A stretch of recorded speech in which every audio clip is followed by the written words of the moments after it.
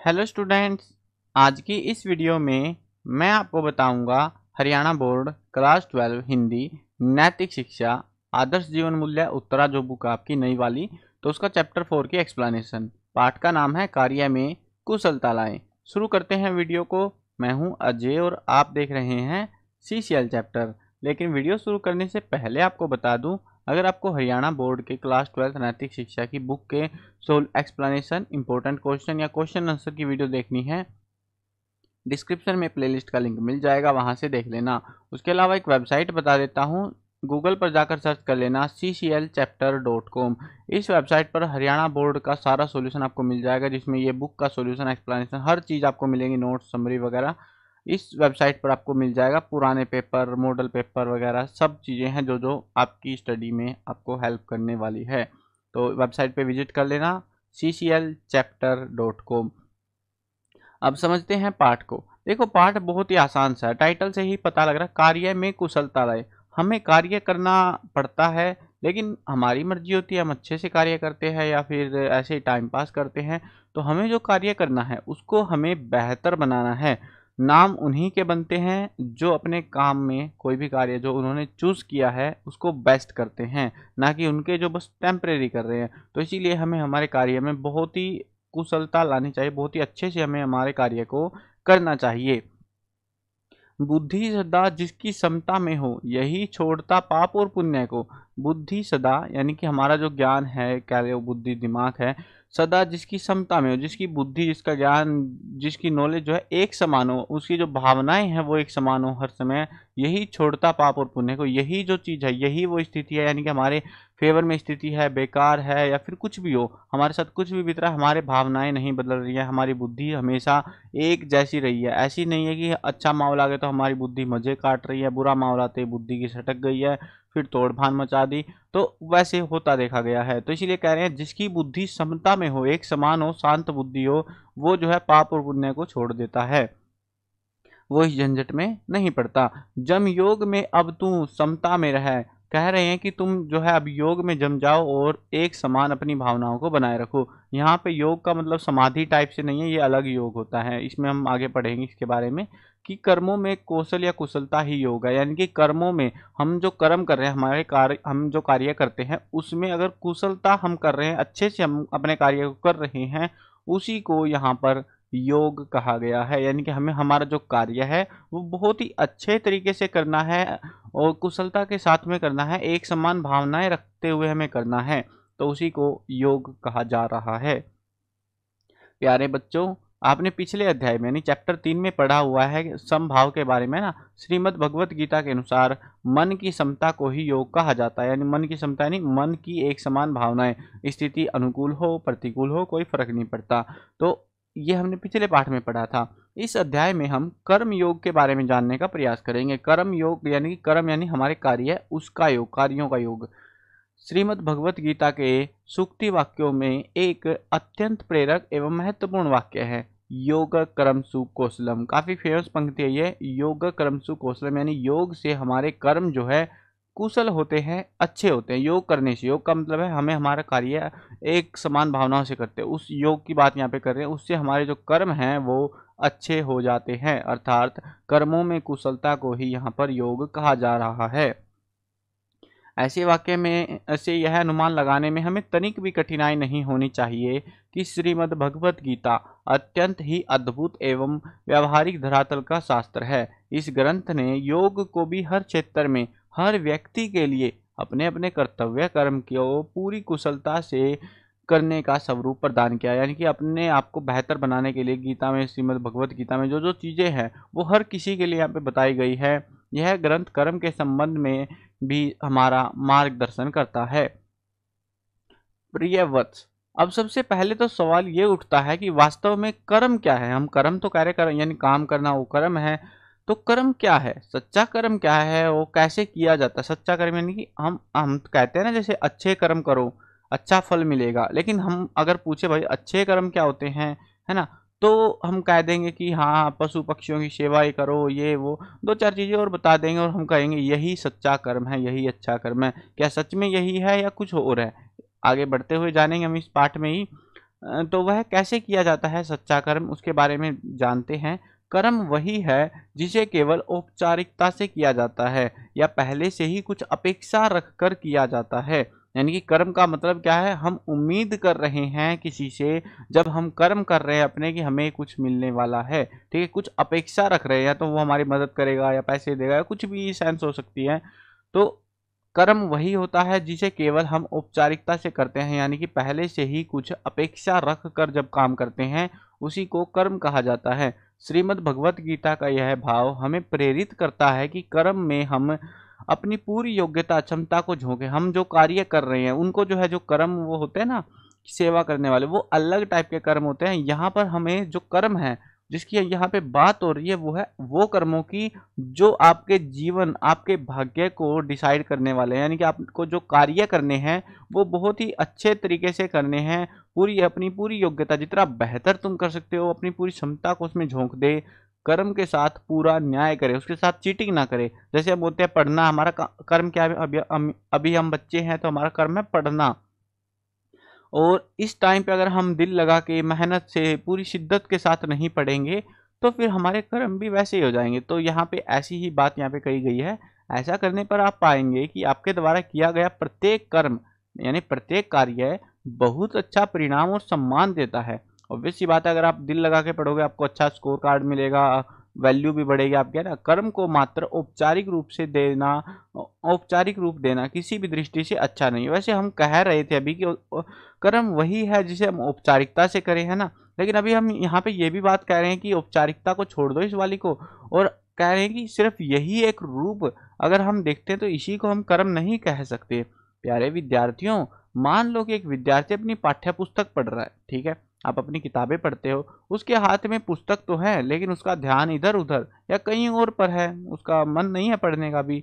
अब आप स्वयं सोचकर बताओ कि क्या वह विद्यार्थी अपनी पढ़ाई के साथ न्याय कर पाएगा, यानी कि उसको सच्चा न्याय मिल पाएगा। उसका काम था पढ़ना उस टाइम पे और वो नहीं पढ़ रहा है। निश्चित रूप से ही ऐसी पढ़ाई से उसे वांछित परिणाम यानी अंक, अच्छे अंक प्राप्त करना भी प्राप्त नहीं होंगे। यानी कि उसको अब ऐसी जो पढ़ाई कर रहा है जिसमें उसका ध्यान भटका हुआ है कहीं पे, तो उसको क्या लगता है तुमको अच्छे अंक मिल जाएंगे? मुश्किल हो जाएगा या फिर ना भी मिले। आप स्वयं भी ऐसी दिखाने वाली पढ़ाई से सहमत नहीं होंगे। आप भी कहोगे क्या डोंडरे मार रहा है ना, तो कहोगे कि हाँ ये तो बस ऐसे फेंक रहा, दिखा रहा है हमको, तो आप भी खुद कहोगे। लेकिन क्या आप भी वैसे ही हो या फिर वैसे नहीं हो? आपको खुद को भी तो पहचानना पड़ेगा। ऐसी स्थिति में गीता के सूक्त वाक्य योग कर्मसु कौशलम का तात्पर्य ये होता है कि एक विद्यार्थी के रूप में आप अपनी पढ़ाई या अपने जो भी किसी भी क्षेत्र में अपना जो कर्तव्य है, आपका जो भी कर्तव्य बनता है उसको पूरे न्याय से करो, पूरे दिल लगाकर उस कार्य को करो जो भी तुम्हें करना है।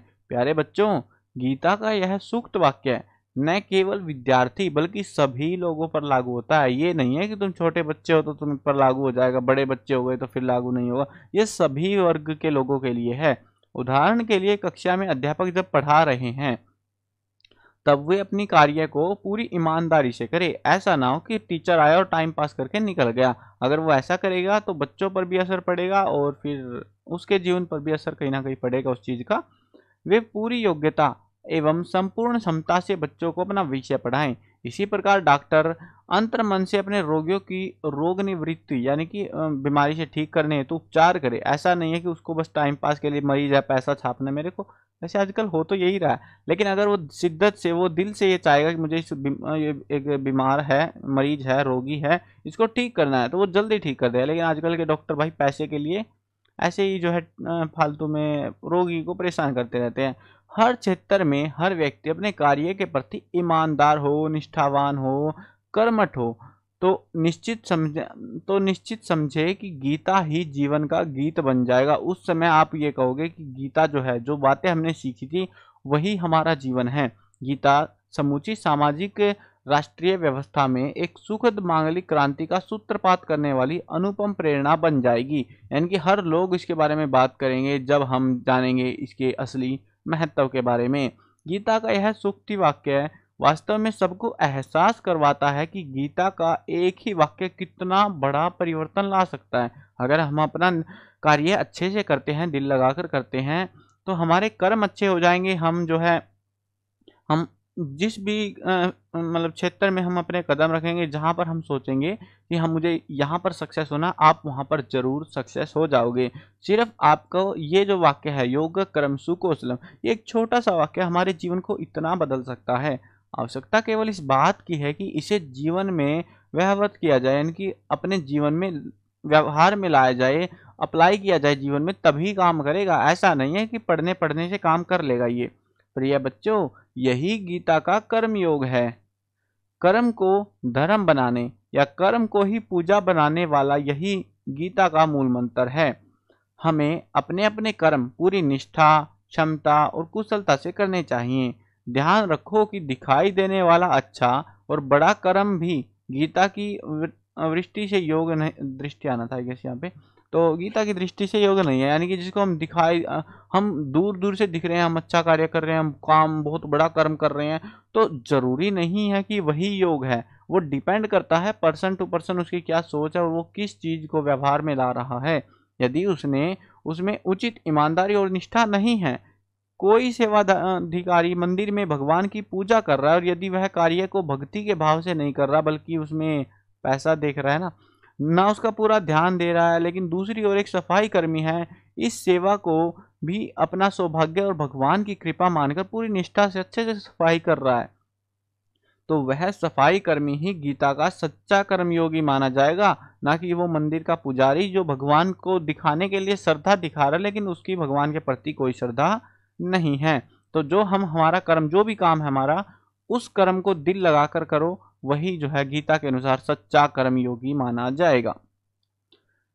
हे भारत के भावी ऊर्जा, यानी कि यहाँ पे बात हो रही है आप लोगों की, क्योंकि आप आने वाले जो है देश को संभालोगे, आने वाली जनरेशन हो, आप देश को संभालने वाले हो, तो आपसे यहाँ पे संबोधित किया जा रहा है कि हे भारत की भावी ऊर्जा, कर्म के संबंध में दो महत्वपूर्ण कारकों प्रेम और आसक्त के बारे में चर्चा करना आवश्यक प्रतीत होता है। हमारे लिए यह अच्छा रहेगा कि हमारे मन में घर परिवार स्वजन, यानी कि जो बड़े बुजुर्ग होते हैं आदि से प्रेम हो, आसक्त नहीं, यानी कि हम उनसे नफरत ना करें, हम उनसे प्रेम करें, रिस्पेक्ट करें सबकी, अपने बड़े बुजुर्गों की। आसक्त मोह से जुड़ी होती है, इसीलिए इसको मोहासक्त भी कहा जाता है। कहते हैं प्रेम में दूसरे के सुख की चिंता होती है, जबकि मोहासक्त में अपनी सुख सुविधाओं की चिंता होती है, यानी कि मुझे मजे आ रहे हैं, मुझे कोई मतलब नहीं दूसरों से, एक वो भावना होती है। एक वो होती है कि हमें हमारे घर वालों से प्रेम है, ये दुखी हो रहा है चल मैं ये काम कर देता हूँ, इसको परेशान नहीं करते। थोड़ा सा फर्क होता है दोनों में। प्रेम सबके प्रति अपने कर्तव्य की पहचान करवाता है, जबकि मोहाशक्ति दूसरों से सुख की अपेक्षा रखता है कि दूसरे ही मुझे सुख देंगे, मुझे कुछ नहीं करना। इसीलिए मोहशक्ति अर्थात राग के साथ भी भय और क्रोध जैसे शब्द प्रयोग किए गए हैं। कर्म के क्षेत्र में जहां भी राग होगा वहीं ये दोनों साथ होंगे। जैसे कोई बात मेरे अनुकूल ना हुई, तो जो मैं अपेक्षा मैंने रखी थी कि हाँ ऐसा ऐसा होगा, वो उम्मीद मेरी पूरी नहीं हुई, यह पूरी ना हुई, तो और तथा जो मैंने सोचा ही नहीं कहीं वैसा हो गया, यानी कि मैं सोच रहा था कि अच्छा होगा, ये होगा, वो होगा, और वैसा हुआ ही नहीं, तब क्या होगा। तो यही तो की वृत्ति है कि तथा किसी ने यदि हमारे अनुकूल व्यवहार नहीं किया, यानी कि हम जैसा उम्मीद लगा रहे हैं, हमने उम्मीद लगाई है, क्योंकि देखो दो चीजें पढ़ रहे हैं हम यहाँ पे। इस पहरा, ये पहरा आपके लिए थोड़ा कंफ्यूजिंग हो सकता है, लास्ट में समझा दूंगा इसको पूरा अच्छे से क्लैरिफाई करके। अनुकूल व्यवहार नहीं किया गया और अथवा हमारी अपेक्षा के विपरीत कुछ हो गया, तो स्वाभाविक ही हमारे अंदर आक्रोध क्रोध उत्पन्न होने लगता है। समझो अब इस बात को अच्छे से समझना, थोड़ा क्लियर होके देखो। यहाँ पर दो चीजों की बात की जा रही है, एक है प्रेम की, एक है प्रेम और एक है आसक्त। आसक्त से जो चीज बनती है, मोह से जुड़ी होती है ये चीज, और इसको बोलते हैं मोहासक्त भी बोलते हैं। अब बात क्या हो रही है, अगर हम प्रेम करेंगे तो हमें कोई दिक्कत नहीं है, हम बिल्कुल खुश रहेंगे जीवन में, लेकिन अगर मोहासक्त करेंगे तो हमारी उम्मीदें हमारे साथ रहने वालों से इतनी ज्यादा बढ़ जाएंगी, हम सोचेंगे ये वो करे ये करे, कुल मिला के हम ये चाहेंगे कि वो हमें खुश रखे, हमारी हर बात को फॉलो करे।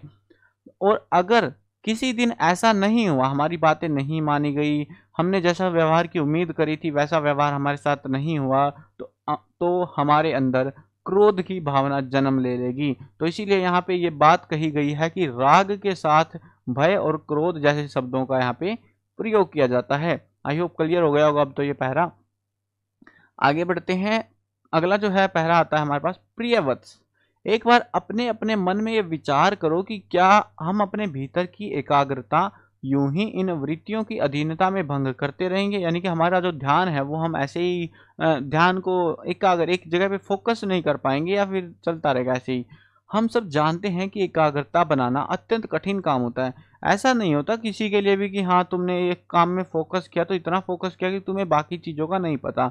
शुरू शुरू सी में तो बहुत मुश्किल होता है, लेकिन धीरे धीरे बनती है एकाग्रता, और इसको बनाना बहुत मुश्किल कार्य होता है। उसमें उससे भी अधिक कठिन एक काम होता है, एक बार एकाग्रता के बिगड़ जाने पर फिर से अपने आप को उस एकाग्रता की अवस्था में लाना सबसे मुश्किल काम है। जैसे उदाहरण से समझो, एक बार आप जीवन में पढ़ाई करते जा रहे हो, आपको बंक मिल गया 1 साल 2 साल का कि अब आपको नहीं पढ़नी है, घर पे ऐशो आराम की ज़िंदगी काटी। उसके बाद अगर आपको बोला जाए भाई पढ़ो अब वैसे ही जैसे पहले पढ़ते थे, तो आपके लिए बहुत मुश्किल काम हो जाएगा उसी एकाग्रता उसी फ्लो को वापस से बना पाना। जबकि पहली बार भले ही आपने बना दिया हो, दूसरी बार बनाना उससे भी ज़्यादा कठिन कार्य हो जाता है। जीवन की बहुत बड़ी संपदा है एकाग्रता। इधर उधर के राग और उससे उपजे भय और क्रोध केवल एकाग्रता ही भंग नहीं करते, बल्कि हमारे मन में समाये आत्मविश्वास और शांति को भी नष्ट कर देते हैं। जो उम्मीदें हमारी होती हैं, अगर वो चलती रहती है तो ठीक है। जिस दिन वो खत्म हो जाती है, जिस दिन हमारा ध्यान भटक जाता है, उसके बाद हमारे जीवन की सुख शांति सब खत्म हो जाती है। प्यारे बच्चों, क्या आप में से कोई ऐसा विद्यार्थी है जो राग द्वेष भय क्रोध आदि के कारण अपने आत्मविश्वास और अपनी शांति को नष्ट करना चाहता है? क्या आप ये चाहते हो कि मैं हर समय चिड़चिड़ा बना रहूं, जो दिखे उसको पीट दूं, है ना, गुस्से में रहूं हर टाइम पे? क्या आप ऐसे जीवन की कल्पना कर रहे हैं?